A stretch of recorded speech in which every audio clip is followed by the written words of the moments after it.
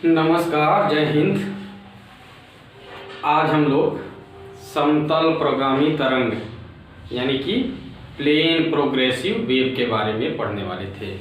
तो आइए शुरू करते हैं। थोड़ा ध्यान दे करके पढ़िए क्योंकि ये जो है ज़रा टिपिकल है, बहुत ज़्यादा तो नहीं है लेकिन थोड़ा सा टिपिकल है। अगर ढिलवाही किए तो हो सकता है कुछ भी ना समझ में आए। ठीक है, तो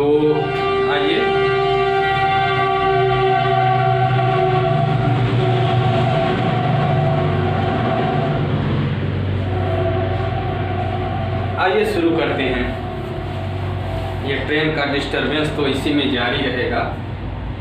आइए हम शुरू करते हैं। तो समतल प्रगामी तरंग, जिसको इंग्लिश में हम लोग क्या बोलते हैं, प्लेन प्रोग्रेसिव वेव बोलते हैं। तो ये क्या होता है प्लेन प्रोग्रेसिव वेव यानी कि समतल प्रगामी तरंग? तो हम कहेंगे कि यदि किसी तरंग का संचरण एक निश्चित वेग से होता है, या हम कहें कि और आसान शब्दों में, यदि ऊर्जा का संचरण एक निश्चित वेग से हो रहा हो, तो हम इस प्रकार के जो तरंग उत्पन्न होगी उसे हम प्रोगामी तरंग कहेंगे। ठीक है, अगर यही एक समतल वेव फ्रंट के द्वारा होगी तो हम कहेंगे यह एक समतल प्रोगामी तरंग है। ठीक है, या और आसान शब्दों में कहना चाहें तो कह सकते हैं, एकदम छोटी से दो लाइन में, जिस तरंग में ऊर्जा का संचरण होता है उसे प्रोगामी तरंग कहते हैं। ठीक है, in a wave which propagate energy is known as progressive wave. तो यही ऊर्जा का संचरण जो है, यदि हम कहें कि यदि एक प्लेन में होता है, या प्लेन का मतलब जो सोर्स है वो वही प्लेन हो, अगर सोर्स प्लेन रहेगा तो वहां से जो तरंगाग्र निकलेंगे, जो वेव फ्रंट निकलेंगे, वो कैसे निकलेंगे? प्लेन निकलेंगे, जैसा कल बताए थे। या तो जो सोर्स है वो इनफाइनाइट पर हो, ठीक है, तब कैसा निकलेंगे? तो हम कहेंगे कि जो वेव फ्रंट निकलेंगे वो कैसा निकलेंगे? प्लेन निकलेंगे या समतल निकलेंगे। हम कहें कि वेव फ्रंट के आधार पर अगर हम प्रगामी तरंगों को बांटना चाहें तो बांट भी सकते हैं। इसको हम कहें कि वेव फ्रंट के आधार पर, ठीक है, अगर केवल प्रगामी तरंग की बात करें तो हम कह सकते हैं कि एक तो हो जाएगा, यदि वेव फ्रंट प्लेन हो तो हम कहेंगे कि जैसा कि इसमें है, क्या कहेंगे? Plane progressive wave. कारण क्या है? इसमें जो वेव फ्रंट होगा, वो क्या होगा? प्लेन वेव फ्रंट होगा। कैसा होगा? प्लेन वेव फ्रंट होगा इसमें। इसी तरह से दूसरा हमने क्या बताया था आपको याद है? सिलेंड्रिकल बताया था, शायद ये स्फेरिकल बताया था। ठीक है, तो हम कहेंगे कि स्फेरिकल वेव फ्रंट पर बताए थे। जैसे स्फेरिकल अगर वेव फ्रंट होगा तो ये कैसा हो जाएगा? Spherical progressive wave. Spherical progressive wave हो जाएगा। स्फेरिकल प्रोग्रेसिव वेव कब होगा? यदि जो वेव फ्रंट होंगे, वेव फ्रंट कैसे होना चाहिए? अगर wave front spherical wave front, ये वेव फ्रंट है, अगर स्फेरिकल वेव फ्रंट है तो क्या होगा? स्फेरिकल प्रोग्रेसिव वेव होगा। ठीक है, और सिलेंड्रिकल वेव फ्रंट होगा तो सिलेंड्रिकल प्रोग्रेसिव वेव होगा। कैसा? अगर हम कहें तो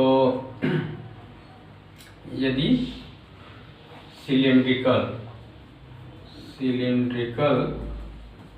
वेव फ्रंट है, तो सिलेंड्रिकल वेव फ्रंट पर सिलेंड्रिकल प्रोग्रेसिव वेव, ये जो है सिलेंड्रिकल सिलेंड्रिकल प्रोग्रेसिव वेव।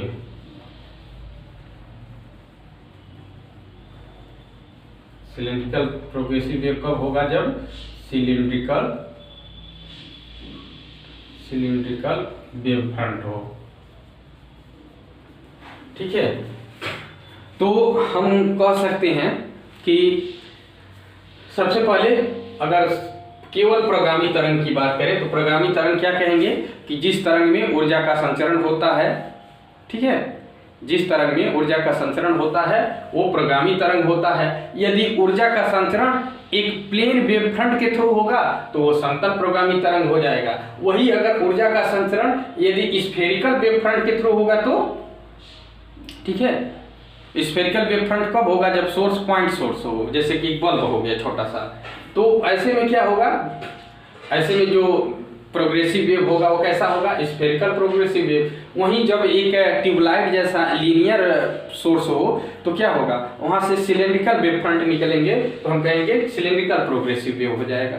ठीक है, तो हमें केवल यहाँ पर केवल प्लेन प्रोग्रेसिव वेव ही पढ़ना है, समतल प्रगामी तरंग को ही पढ़ना है। ठीक है, तो हम क्या कहेंगे कि समतल प्रगामी तरंग क्या होता है? अब आप खुद ही बोल सकते हैं कि समतल प्रगामी तरंग क्या होता है कि यदि अगर प्रगामी तरंग रहेगा तो क्या बोलेंगे? जिस तरंग में ऊर्जा का संचरण होता है। अब समतल उसमें समतल शब्द जोड़ दिया गया, पहले प्रगामी तरंग, तो जिस तरंग में ऊर्जा का संचरण होता है प्रगामी तरंग कहलाती है। समतल प्रगामी तरंग यानी कि जिस तरंग में ऊर्जा का संचरण समतल तरंगाग्र के रूप में हो। क्या कहेंगे? जिस तरंग में ऊर्जा का संचरण समतल तरंगाग्र, जिसको हम लोग प्लेन प्रोग्रेसिव वेव फ्रंट बोलेंगे। ठीक है, प्लेन वेव फ्रंट बोलेंगे। तो जिस तरंग में ऊर्जा का संचरण समतल तरंगाग्र के रूप में होता है वो उस वेव को हम लोग क्या कहेंगे? प्लेन प्रोग्रेसिव वेव या समतल प्रगामी तरंग कहेंगे। ठीक है, अब शायद समझ गए होंगे। वीडियो को पॉज करके आप डेफिनेशन लिखना चाहेंगे तो लिख भी सकते हैं। तो हमें इस तरह से देख सकते हैं कि तीन प्रकार से वेव फ्रंट के आधार पर, जो कि कल वेव फ्रंट पढ़ाए हैं, जो कल का लेक्चर पढ़ा होगा उसी को आज समझ में आएगा, ये भी जान लो। ठीक है, तो वेव फ्रंट के आधार पर हम कह सकते हैं कि तीन प्रकार का वेव फ्रंट होता है। तो तीन प्रकार के प्रोग्रेसिव वेव भी होते हैं। ठीक है, तो प्लेन प्रोग्रेसिव वेव अभी अभी बता ही दिए। स्फेरिकल प्रोग्रेसिव वेव, अगर वेव फ्रंट स्फेरिकल है तो हम कहेंगे स्फेरिकल प्रोग्रेसिव वेव होगा। सिलेंड्रिकल प्रोग्रेसिव वेव, यदि वेव फ्रंट सिलेंड्रिकल है तो सिलेंड्रिकल प्रोग्रेसिव वेव होगा। ठीक है, बाकी कुछ नहीं करना है। तो हमें जो है पढ़ना है यही, कौन? पहला वाला प्लेन प्रोग्रेसिव वेव। तो प्लेन प्रोग्रेसिव वेव ही पढ़ना है। इसको आप हम थोड़ा मिटा देते हैं, जगह की कमी पड़ेगी। आप नोट कर लीजिएगा, अपने नोटबुक में नोट कर लीजिए। ठीक है, और जिसको नोट्स बनाना हो वो वीडियो को पॉज करके, हम डिफिनीशन बोलते हैं, वीडियो को पॉज करके डिफिनीशन लिख लेगा। ठीक है, पता नहीं समय मिलेगा कि नहीं नोट्स बना के देने के लिए। ठीक, हाँ, तो आइए अब बस इसी चैप्टर का नोट्स बनाना आप लोग बना लीजिए। बाकी चैप्टर का नोट्स जो है हमारे पिछले अगर लेक्चर पे चले जाएंगे तो वहाँ पर अवेलेबल है, सारा नोट्स अवेलेबल है। वो टेलीग्राम चैनल है, बता देंगे, वहाँ पर आप पा सकते हैं। पूरा नोट्स वहाँ अवेलेबल है, पहला चैप्टर को छोड़ करके। तो आइए हम लोग शुरुआत करते हैं समतल प्रगामी तरंग के बारे में। ठीक है, तो समतल प्रगामी तरंग, अच्छा, इसमें कल देखिए हम लोग ये पढ़ रहे थे कि हालांकि वहाँ पर हम सरल आवर्त गति का उदाहरण लिए थे, यहाँ पर हम उसी को दूसरे फॉर्म में लिख रहे हैं।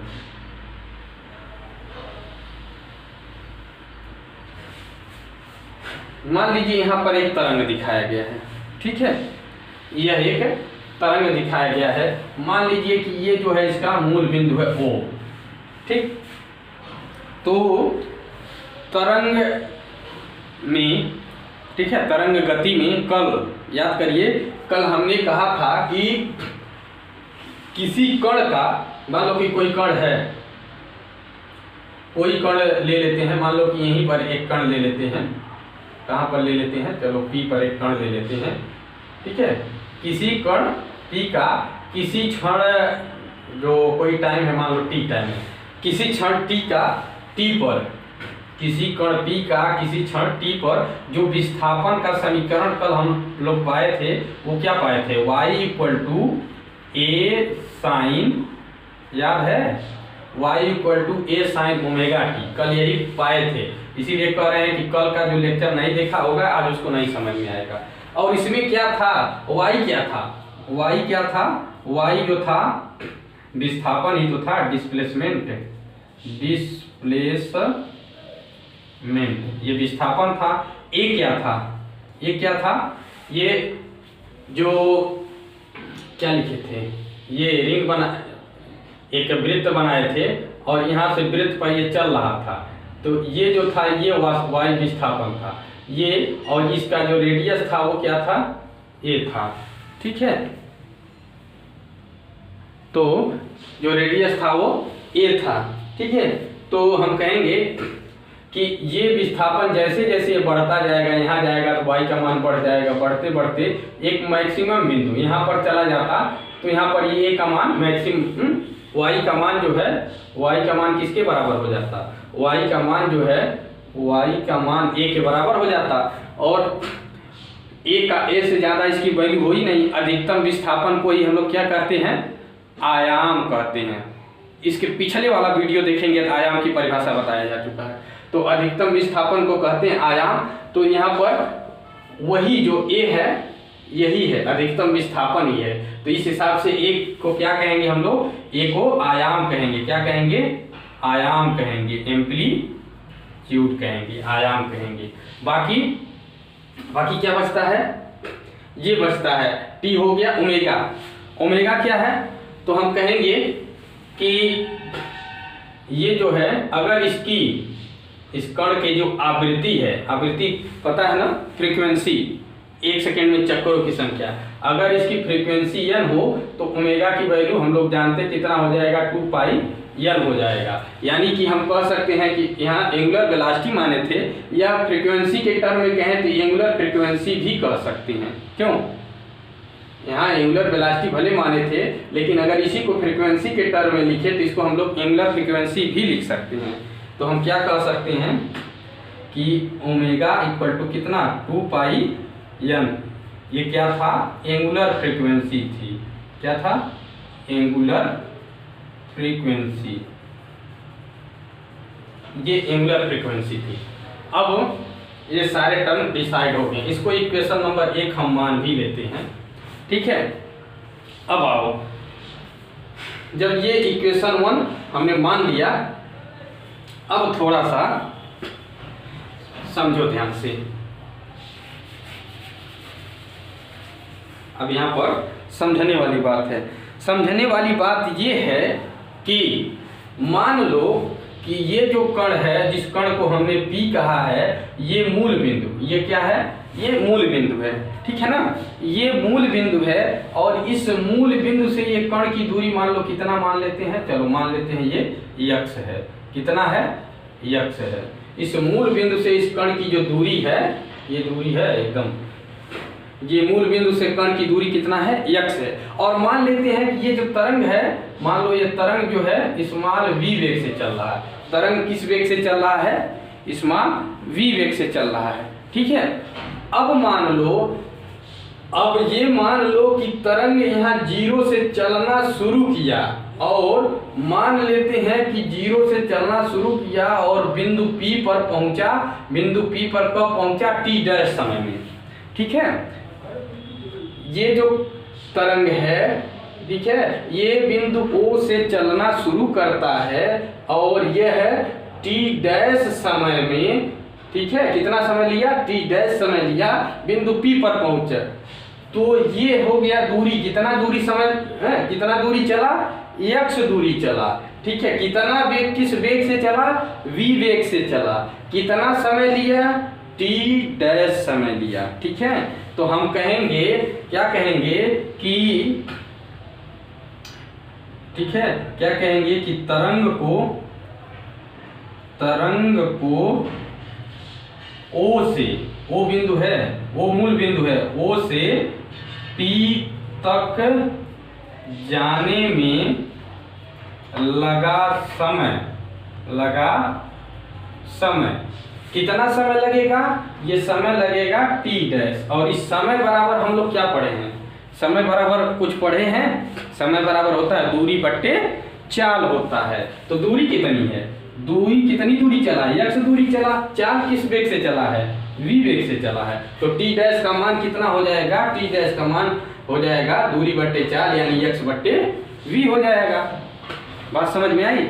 यानी कि इस बिंदु O से बिंदु P तक, ठीक है, बिंदु O से बिंदु P तक पहुंचने में जो तरंग है v वेग से चल रहा है, x दूरी कवर किया, कितना समय लगा? t, और t की वैल्यू समय बराबर दूरी बटे चाल से ये प्राप्त हो गया।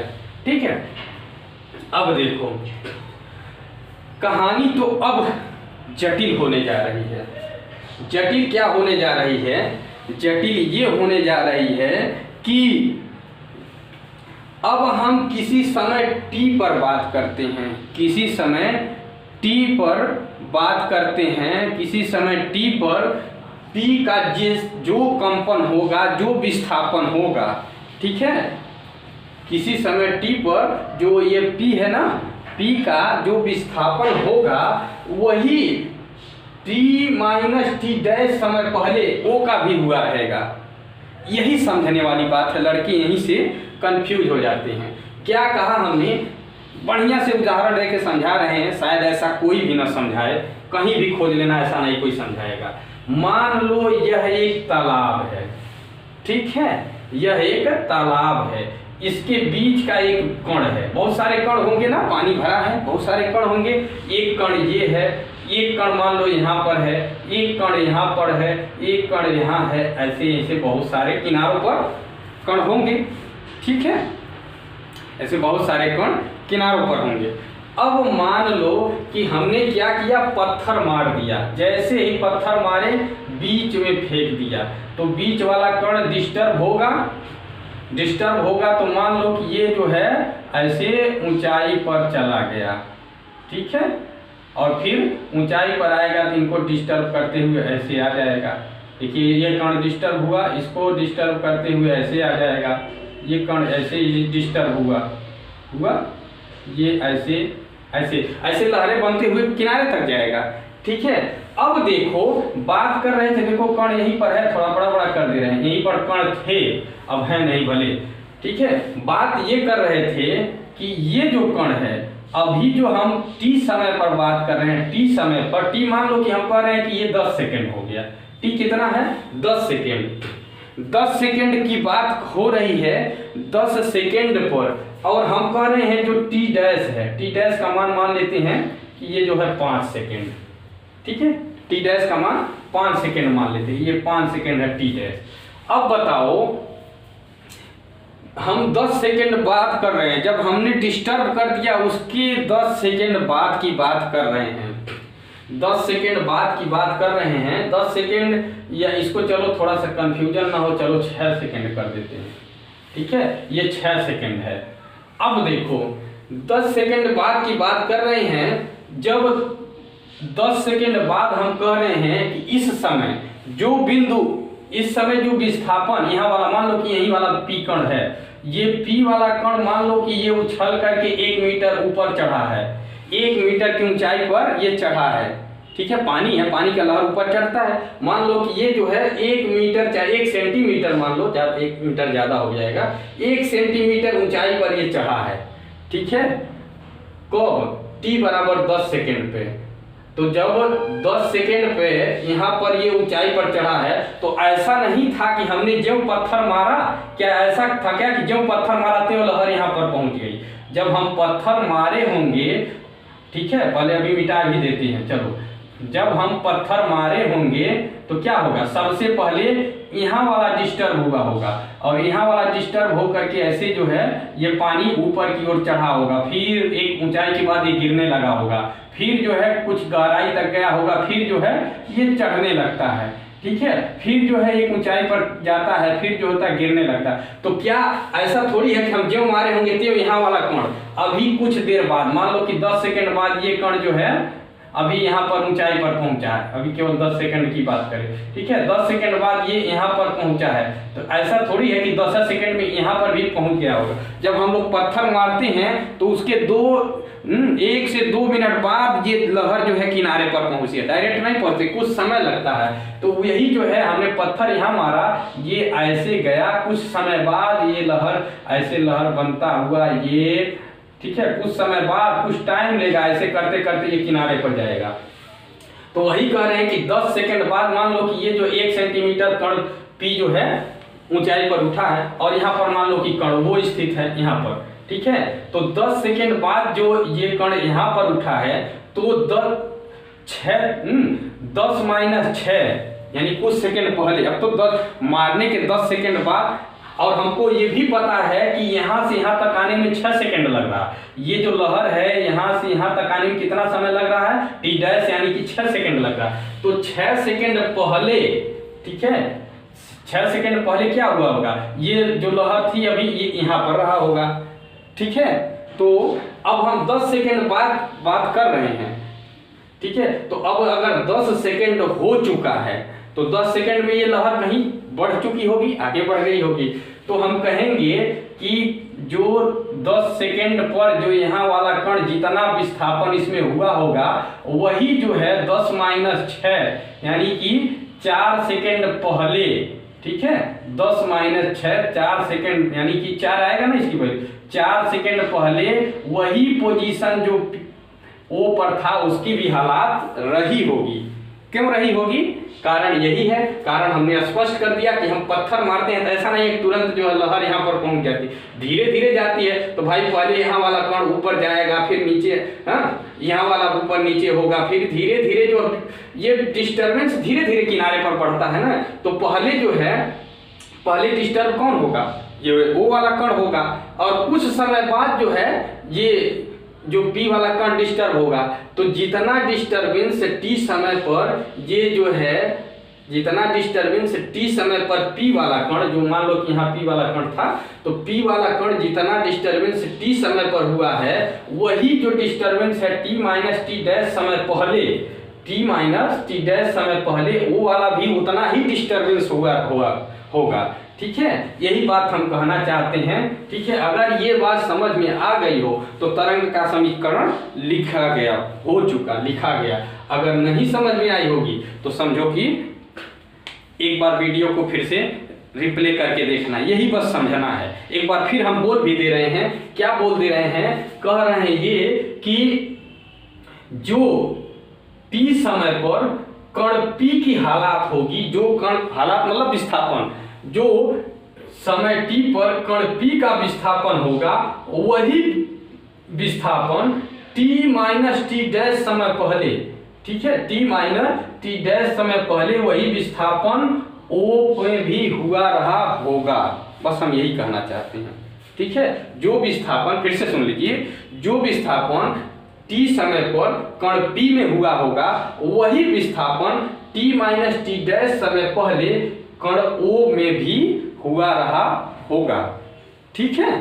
यही बात हम कहना चाहते हैं। तो इस हिसाब से कण P का विस्थापन अगर T समय पर लिखना हम चाहें तो कण P का विस्थापन अगर हम T समय पर लिखना चाहें तो हमने जो ये समीकरण लिखा है, ये समीकरण किसका विस्थापन था, जो 0 से चल रहा था, कल हमने जो बनाया था ऐसे उसमें बनाया था ना।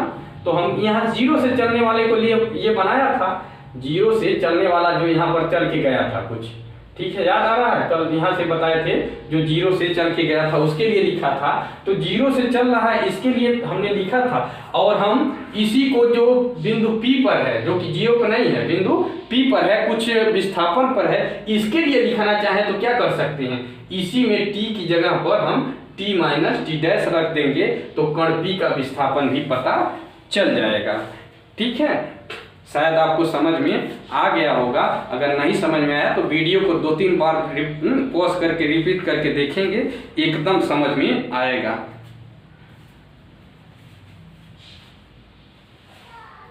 तो ये बात अगर हम लिख दें, चलो लिख भी देते हैं, क्योंकि इसको नहीं बनाना है, ये समझाने के लिए बस बताए थे। ठीक है, ये समझाने के लिए ही बताए थे। तो चलिए यहाँ पर लिख देते हैं, ये बात हम यहीं पर लिख देते हैं। ठीक है, क्या लिख देंगे? स्पष्ट है कि ठीक है, किसी समय t सेकेंड, ये क्या है? किसी समय t सेकेंड, ऐसे यस बना दे रहे हैं, हो गया सेकेंड। स्पष्ट है कि किसी समय t सेकेंड पर कण p का वही विस्थापन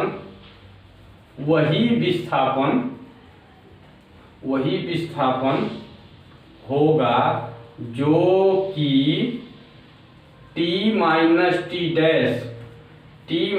टी डैश सेकेंड पहले कण O का था। ठीक है, ये बात हमने कहा भी और लिख दिया। अतः लिख सकते हैं, अतः कण P के विस्थापन का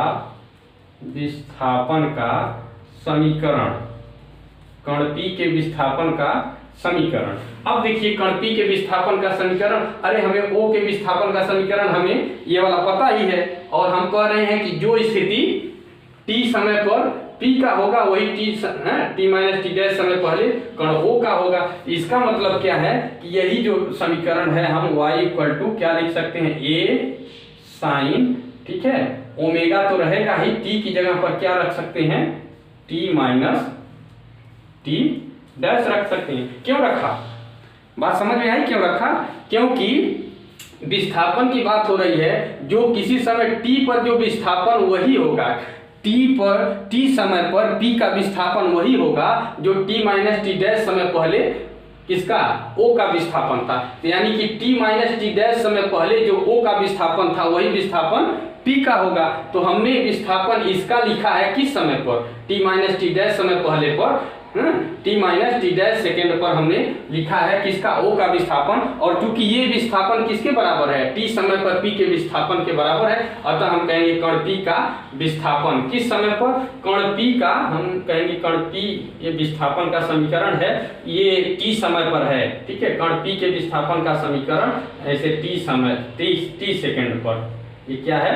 t सेकेंड पर। ठीक है, तो t सेकेंड पर यही आएगा, y equal to a sine omega t minus t dash. अब शायद आप समझ गए होंगे।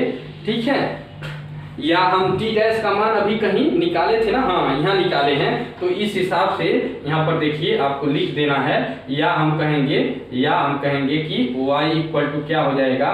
तो a साइन और क्या हो जाएगा? Omega t minus t dash की जगह पर क्या लिख देंगे? टी डैश की जगह पर लिख दें x अपान v। ठीक है, यही जो है, यही, ठीक है, ये जो है, इसको हम इक्वेशन नंबर 1 ले चुके हैं ना। चलो इक्वेशन नंबर 2, यही जो समीकरण 2 है, ठीक है, यही समीकरण 2 है, यही प्लेन प्रोग्रेसिव वेव का समीकरण है। ठीक है, यही किसी समय t पर कण P के लिए प्लेन प्रोग्रेसिव वेव का समीकरण है। कौन? ये समीकरण 2 जो है। ठीक है, तो हम क्या कहेंगे कि समीकरण 2 जो है समतल प्रगामी तरंग का समीकरण। ठीक है, अब एक बार नोट करना हो तो या स्क्रीनशॉट लेना हो ले लीजिए। ठीक है, अब जो है, अच्छा इसके कई रूप होते हैं। ठीक है, थोड़ा इसका रूप देख लिया जाए। अब हो सकता है स्क्रीनशॉट आप ले लिए होंगे, इसके कई रूप हैं। आइए थोड़ा इसके रूप को भी देख लेते हैं, ये कई रूपों में होता है।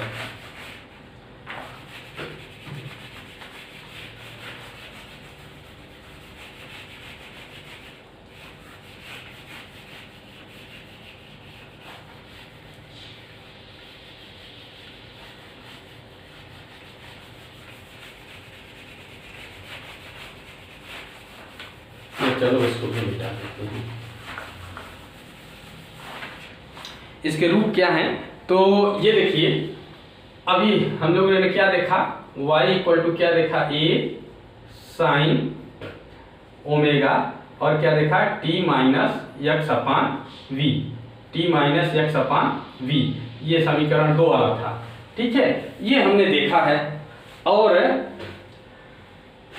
थोड़ा सा इसके पहले याद करिए, हम लोग जानते हैं, क्या जानते हैं, v इक्वल टू क्या होता है, सिंस v इक्वल टू क्या होता है, n लेमडा होता है, पढ़ाए हैं। ठीक है, v equal to n lambda होता है।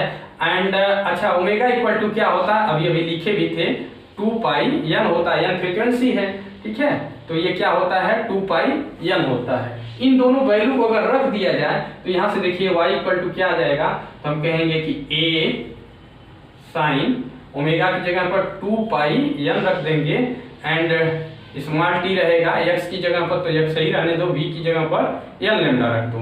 ठीक है, तो यहाँ से जब इसको 2 पाई को रहने दो, n को इंटर करा दें, तो वहां से हम कह सकते हैं y equal to a sine 2 pi n t minus, देखो n से n कैंसिल हो जाएगा तो x अपान लेमडा हो जाएगा।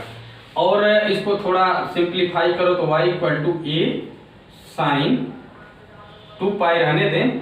और हम लोग जानते हैं, क्या जानते हैं कि n को अगर उल्टा कर दें, 1 अपान n कर दें, तो वो हो जाता है कैपिटल T, तो हम इसको स्मॉल t अपान कैपिटल T लिख सकते हैं, और ये लिख सकते हैं x अपान लेमडा।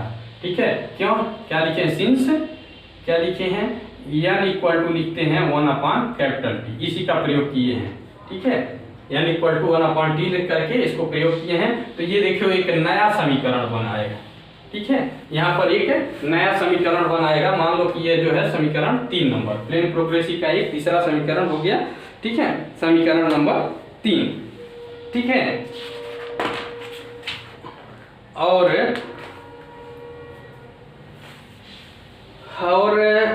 इसका एक रूप और हो सकता है, अगर हम चाहें तो वेव नंबर पढ़ाए थे शायद, वेव नंबर पढ़ाए हैं। ठीक है, तरंग संख्या, हिंदी उसका नाम होगा तरंग संख्या। ठीक है, तो तरंग संख्या के रूप में अगर हम लिखना चाहें तो भी हम लिख सकते हैं। एक चीज और जानते हैं हम लोग, क्या जानते हैं, तरंग संख्या, वेव नंबर पढ़ा चुके हैं। वेव नंबर जिसको हम लोग किससे रिप्रेजेंट किए थे, स्मॉल k से रिप्रेजेंट किए थे, स्मॉल k।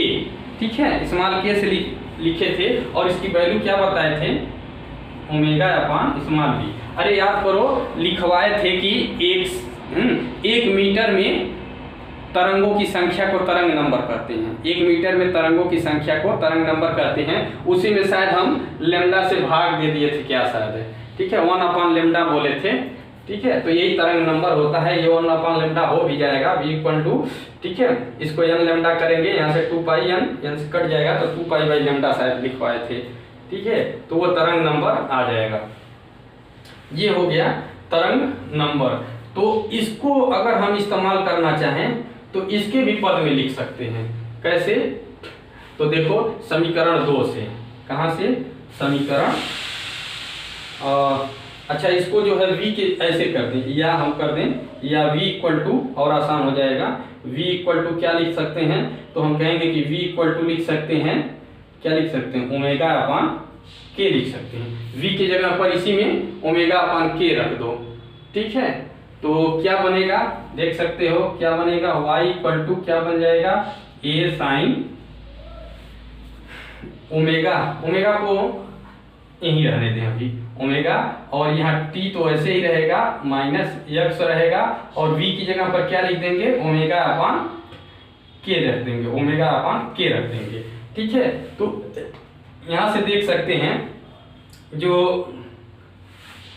ये जो है कि स्मॉल k है, इसको कैपिटल k ना समझिए, ये जो है स्मॉल k है। ठीक है, तो यहाँ से हम लोग क्या देख सकते हैं कि जो k है वो ऊपर चला जाएगा, और के ऊपर चला जाएगा। ओमेगा को अगर चाहें तो यहाँ एलसीएम लेंगे, या इस ओमेगा को गुणा कर देते हैं। ठीक है, तो ये वाला ओमेगा कैंसिल हो जाएगा। देखो क्या कर रहे हैं, कर ये रहे हैं कि a साइन क्या किए, ए साइन ओमेगा को अंदर गुणा कर दो, तो ये क्या हो जाएगा, ओमेगा टी हो जाएगा, माइनस ये देखो क्या हो जाएगा, ओमेगा इंटू एक्स, और ये वाला जो की है वो ऊपर चला जाएगा, अपान क्या हो जाएगा, ओमेगा। ये देखो ओमेगा से ओमेगा कैंसिल हो जाएगा, तो यहाँ से फाइनली एक समीकरण और प्राप्त होगा, एक रूप, ए साइन ओमेगा तो हट गया, तो ए साइन क्या हो जाएगा, ओमेगा टी माइनस क्या हो जाएगा, के एक्स, ये कट स्मॉल के है, तो एक समीकरण यहाँ से ये भी प्राप्त हो गया। ठीक है, एक समीकरण ये भी प्राप्त हो गया, कटा तो नहीं है, नहीं कटा नहीं है, तो इसको हम समीकरण नंबर, मान लो कि ये समीकरण नंबर कितना 4 हो गया।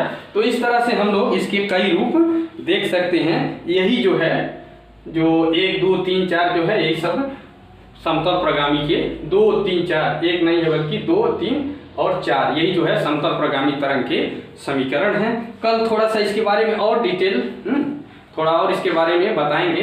तो आज बस इतना ही रहने देते हैं। धन्यवाद।